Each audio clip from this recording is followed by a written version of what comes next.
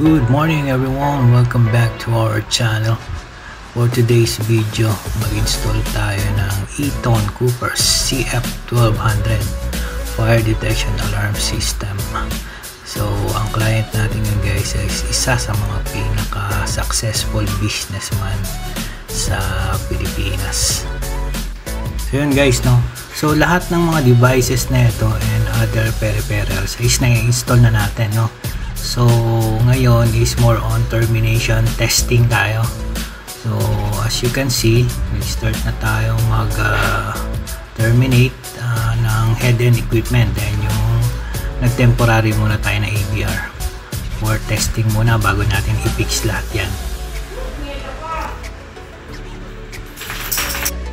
So yun guys, no? So start tayo ng programming.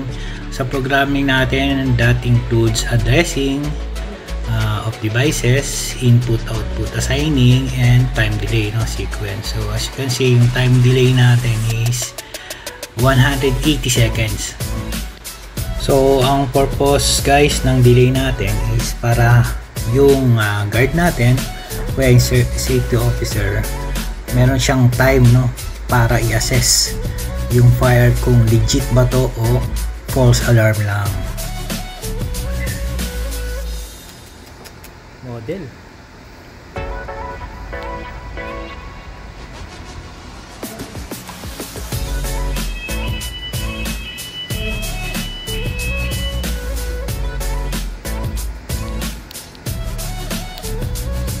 Back mo nga.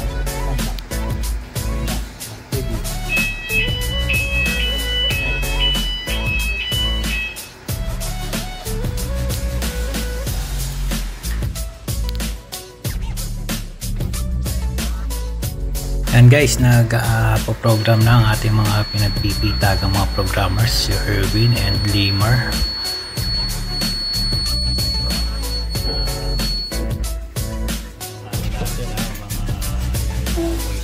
Si Foreman Robert, si JB, si Jubel, and si JR. Pero ito pinakamalupit, si JB. Hey! And guys, testing na tayo. Functionality test. So yan, smoke tester tayo, and then spray lang natin doon, and dapat mag-trigger yan, and then time delay 180 seconds, and then iti-trigger nya na yung sounder strobe natin. So guys, thank you for watching. See you on our next video. God bless you all.